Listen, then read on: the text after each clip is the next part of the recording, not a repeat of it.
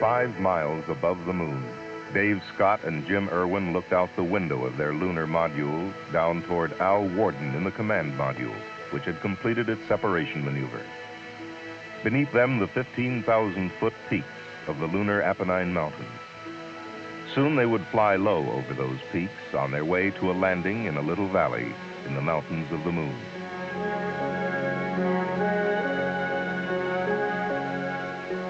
Coming up on pitch over. P64, okay? We have LPD. LPD. Coming right. Out their window, they could see the sinuous meanderings of the lunar canyon known as Hadley Rill as they brought their lunar module, call sign Falcon, toward its landing, and the beginning of what would be one of the most significant chapters in the history of scientific exploration. 9% fuel. 200, minus 11. 150, minus 7. Minus 6. 120 feet, minus 6. Minus 5, 100 feet at 5. 9% fuel. Minus 5. 80 at 5. Minus 3. 60 at 3. 50 at 3. Cross pointers look good. 40 at 3. 33. 25. 2. Okay, I've got some left. 7% fuel. 20 at 1. 15 at 1. Minus 1. Minus 1. 6% fuel. 10 feet, minus 1. 8 feet, minus 1. Contact. Bam. Okay, Houston, the Falcon is on the plane at Hadley. Roger, roger, Falcon. No denying that, we had contact. Houston, the Hadley base here. Tell those geologists in the back room to get ready, because we've really got something for them. Scott and Irwin were located on an undulating plain situated between the Apennines and Hadley Rill, an area selected by the scientists as being one of the most geologically significant sites on the moon. Okay, overhead hatch is open and latched. 2 hours after touchdown, Dave Scott stood up in Falcon's upper hatch to survey their landing area. Oh boy, what a view. I can see Pluton and Icarus. As Scott stood describing the craters and mountains, we on Earth perhaps did not yet realize the scope and extent of the coming mission. Aboard the lunar module was a small dune buggy-like car called the Lunar Roving Vehicle, or just plain Rover. The astronauts would travel miles in collecting samples and placing and conducting experiments.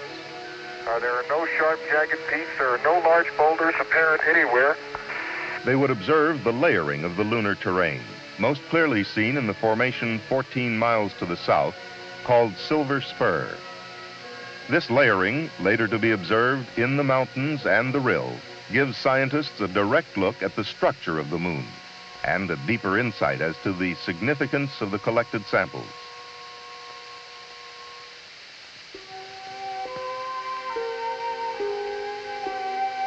The journey of Apollo 15 had begun 4 days earlier, July 26, 1971. The crew, Dave Scott, spacecraft commander and veteran of Gemini 8 and Apollo 9. Jim Irwin, lunar module pilot, who would explore Hadley Rill and the Apennine front with Scott. Al Worden, command module pilot, who would remain in lunar orbit operating an extensive array of cameras and experiments and making observations which, when coupled with the surface work of Scott and Irwin, would give the most comprehensive picture of the moon's structure and history ever achieved. We have complete clearance for launch. We are go. 15 seconds. Guidance internal. 13, 12, 11, 10, 9, 8. Ignition sequence start. Engines armed. 5, 4, 3, 2, 1. All engines running. Launch commit. Liftoff. We have liftoff at 9:34 a.m. Eastern Daylight Time. Tower is clear. And we have a roll program. Roger. Precisely on schedule, 9:34 a.m., Apollo 15 lifted from the pad on its way to the moon. And we have a pitch program.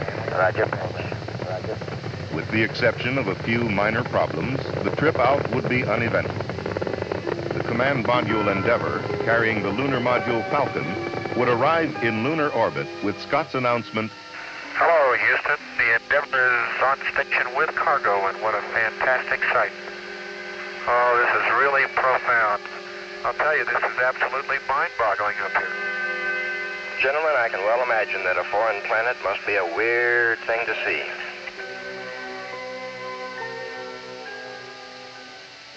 July 31st. After a night's rest, Dave Scott descended into the lunar morning.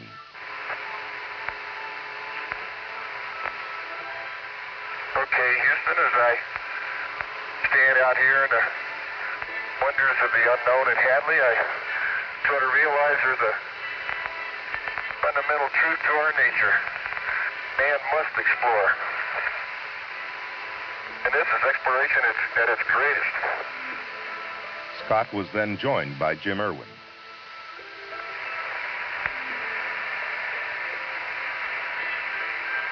Oh, boy, it's beautiful out here. Reminds me of Sun Valley. Their first job was to get the lunar roving vehicle out of its storage bay. Looks like she's coming down okay. No. Hey, can you pull it out a little bit, Jim? About that. That looks good. Boy, is this dirt soft. Like soft powder snow. Next, the astronauts tried out the rover. During this test drive, one failure showed up. The rover was designed to steer through both its front and rear wheels. But I don't have any front steering, Joe.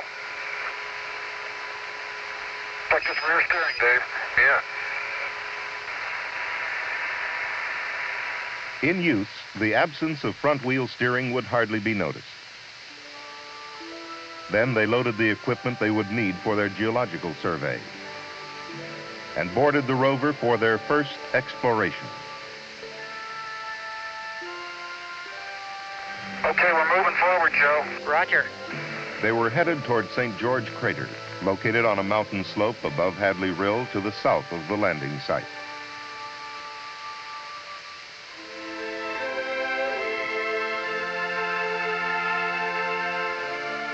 Hang on.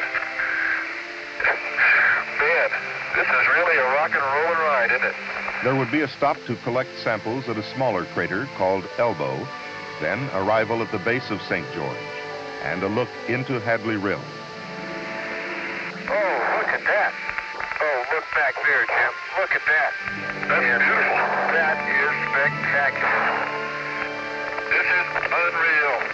The most beautiful thing I've ever seen. Scott then adjusted the television antenna on the rover. A 250,000 miles away, in Houston's Mission Control, a flight controller operated the television camera mounted on the rover. Scientists and engineers on Earth could directly monitor the lunar exploration. And those of us at home watching on television felt like the third astronaut on the moon. That looks fairly recent, doesn't it? It sure does. Okay, now we got the fillet, we got the soil, now we need to sample the rock. Yeah. The astronauts began to collect samples and photograph the area. The samples would consist of rocks picked up with a rake-like device, soil samples, selected rocks, and chips taken from boulders. Can you imagine that, Joe? Here sits this rock, and it's been here since before creatures roamed the sea on our little Earth.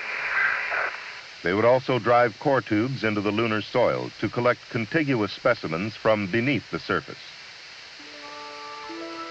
But now it was time to return to the lunar module, not to end this first work period on the lunar surface, but to begin another phase. I can't believe we came over those mountains. We did. It's just a beautiful little valley. Yeah, those are pretty big mountains to fly over, aren't they?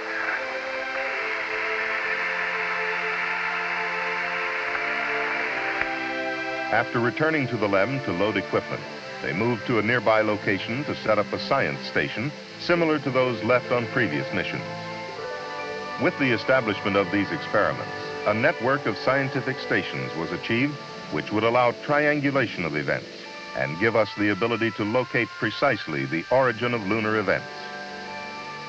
As they worked, one of their instructions was to throw the packings as far as possible from the site. Dave Scott. I'll give you a demonstration here, Joe. Roger, right on. Here, Joe. Spectacular demonstration.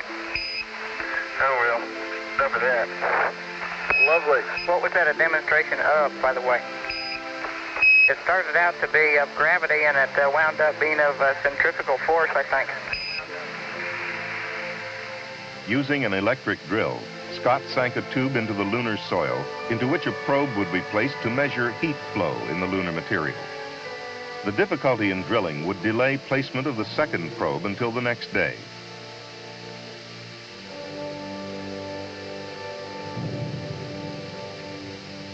The science station was then activated, and Scott and Irwin closed Falcon's hatch on EVA number 1. And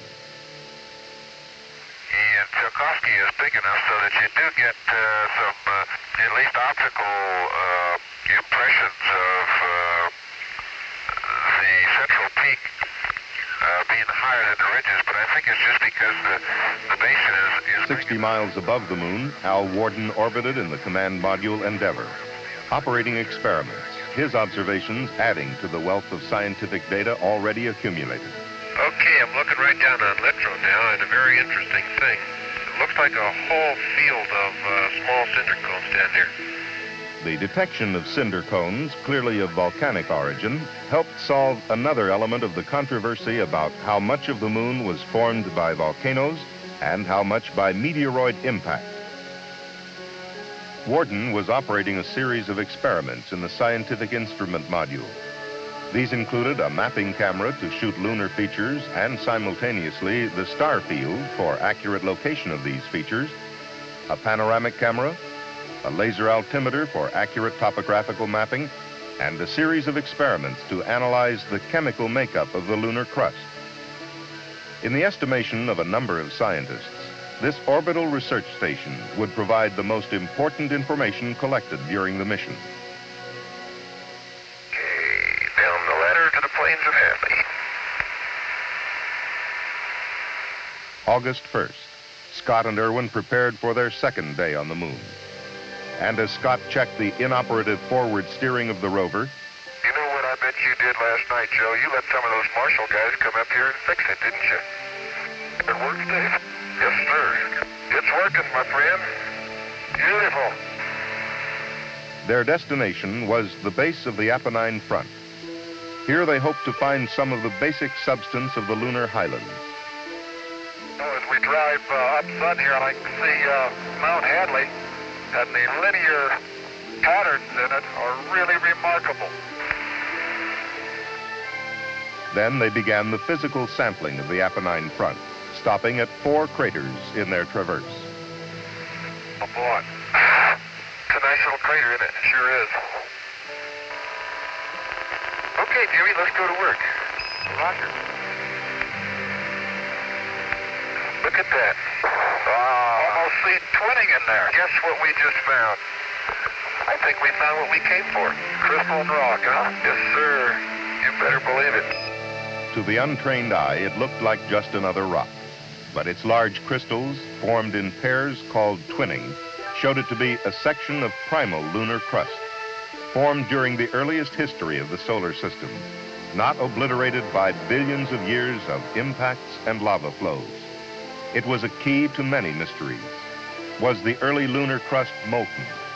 Why differences in color and density between the highlands and lowlands? Nicknamed the Genesis Rock, it stands as a major clue in unraveling the formative processes of the moon, the Earth, and the planets. Make this bag number 196 a special bag. Yes, sir. Joe, this crater is a gold mine. And there might be diamonds in the next one. Yeah, babe. Then we saw another practical use of television in lunar exploration. And Dave, you're going to want to cinch up Jim's collection bag probably before you go much longer. It's coming very loose there. Okay. Let me do it right now, Joe, so we don't forget it. Roger, we sure don't want to lose that one. I don't know what we'll do without you, Joe. Okay, Jim, let's get on the rover and head back to heaven. Gee, it's nice to sit down, isn't it? Oh, it is. Okay, and we're on our tracks. Roger. And follow them home. There's sure a lot of neat rocks in Dune. Too bad we can't spend some more time. On your next trip. Yeah, next trip, you're right. Making me seasick. What do you expect traveling on the Mare? They returned to the science station where Scott once more manned the drill to place the second heat flow probe and later to get a deep core sample. The difficulty in drilling was shown by Scott's hand, which would carry bruised fingernails from his efforts for several weeks after the mission. Okay, Dave, take heart. You've got just 1 minute of drilling left. Okay, we made a little money, didn't we? And over fifth. It was time to get back into the LEM and end EVA-2. The drill and attached sections were left in the ground for removal during the next day's traverse. On Earth, scientists pored over data from the television, from the astronauts' descriptions, and from the orbiting experiments. The 1,400 photographs the crew would return would themselves constitute a major scientific legacy. Lunar exploration was achieving a new maturity. We are now exploring to test new hypotheses, and the pieces were fitting together. One scientist, when asked why he didn't sit down and rest after an around-the-clock session, replied, "I can't. I'm too excited." Oh, it's nice to be outside where you can stretch a little bit. Okay. That's the site. Hey, I'll meet you up there. Out to the drill. We last left our friend. Oh, it's our friend, huh? Yes, it is. If we could just get our shoulder under that. Okay. Their first stop was at the drill they had left during the second EVA. This core tube was the deepest sample ever collected from the moon, perhaps the deepest we would ever get. 8.5 feet beneath the surface, cutting through 58 distinct layers. This would not only tell us more about the lunar structure, but contained in this soil were traces of particles emitted by the sun billions of years ago, which would give us a clue to the early years of the solar system. But now it was time to leave the core tubes to be picked up later and head west-northwest to the rim of Hadley Rill.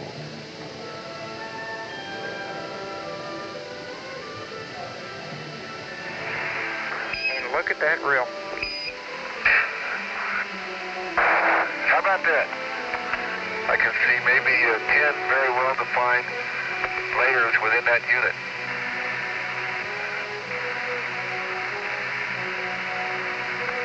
Hang on. Yeah. All right. Yeah.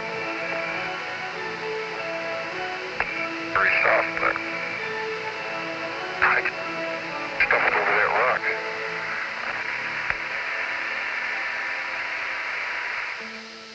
Then Scott and Irwin descended a short distance over the rim of Hadley Rill to get a piece of one of the large blocks thought to be lunar bedrock. A big rock there. Sure is. Let's go down and get a chunk of the bedrock here. Get a little closer so you get that big chip out of there. Boy, we're rock. Getting ready to move out, Dave? Yep. Yeah. Something here for the next guy.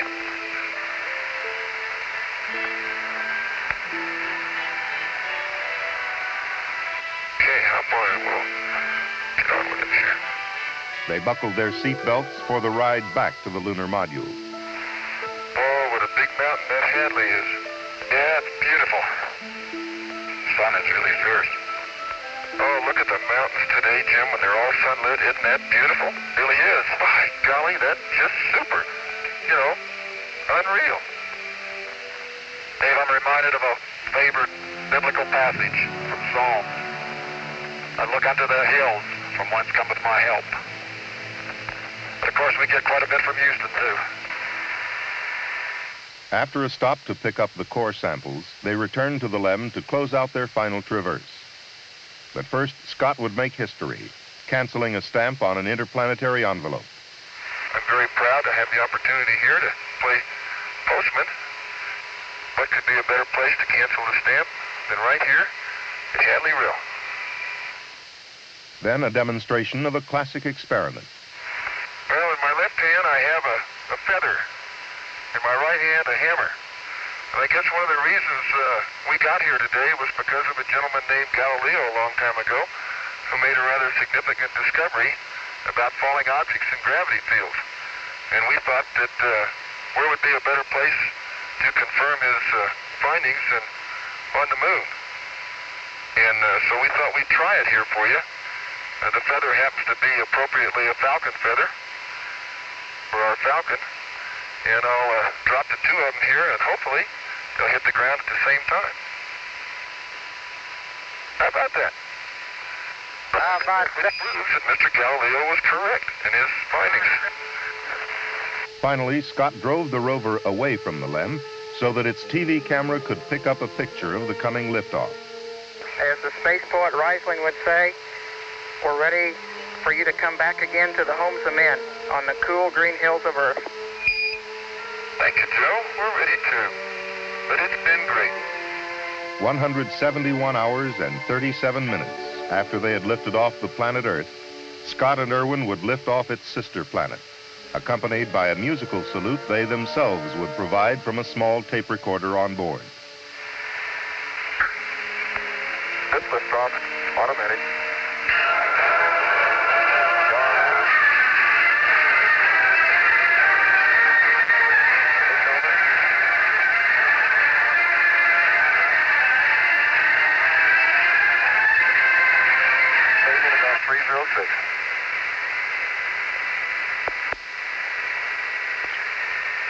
Hey, good smooth ride, Ed.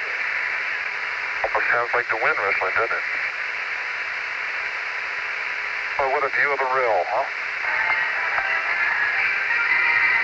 Boulder tracks coming down into it.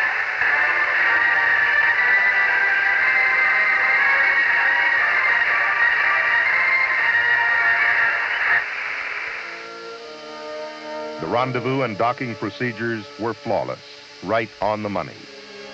But their jobs were not over yet. They would spend 2 more days in lunar orbit gathering data from the experiments and photography. 1 more day around the moon than any preceding mission. On August 4th, they prepared to come home. But even on their last orbit of the moon, they had another experiment. 3, 2, 1, launch. A very pretty satellite out there. They placed in orbit a sub-satellite, the first ever launched by a manned spacecraft. It was designed to circle the moon for a year, measuring variations in lunar gravity, the strength and direction of interplanetary and Earth magnetic fields, and the flow of charged particles in space. Tracking stations have acquired the satellite. Oh, very good. Then the burn to bring them back to Earth. But their jobs were far from over. 172,000 miles from Earth, Al Worden left the spacecraft to retrieve the 8,000 feet of film contained in the cassettes of the experiment bay cameras. Later, they would turn their X-ray spectrometer toward the newly discovered X-ray pulsars, those mysterious black holes in space.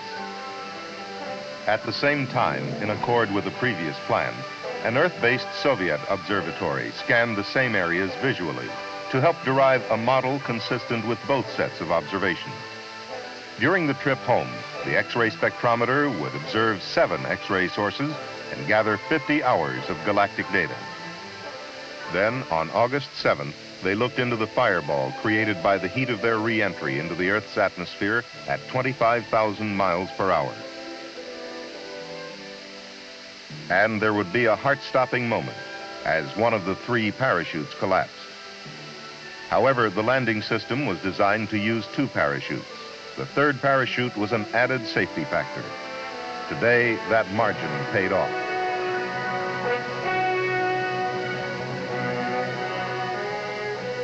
The success of Apollo 15 had been spectacular.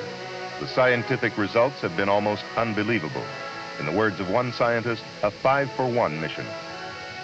Yet while we rejoice in our success, we cannot afford to forget the sometimes painful efforts that gave us these achievements. Spacecraft Commander Dave Scott. I think many people have contributed to this pinnacle we've reached. Some have contributed more than others, and we know of 14 individuals who contributed all they had. And because of that, we left a small memorial on the moon. About 20 feet north of Rover 1, in a small subtle crater, there's a simple plaque with 14 names. And those are the names in alphabetical order of all the astronauts and cosmonauts who have died in the pursuit of exploration of space. Near it is a small figure representing a fallen astronaut. We went to the moon as trained observers in order to gather data, not only with our instruments on board, but with our minds. And I'd like to quote a statement from Plutarch, which I think expresses our feelings since we've come back. The mind is not a vessel to be filled, but a fire to be lighted. Thank you.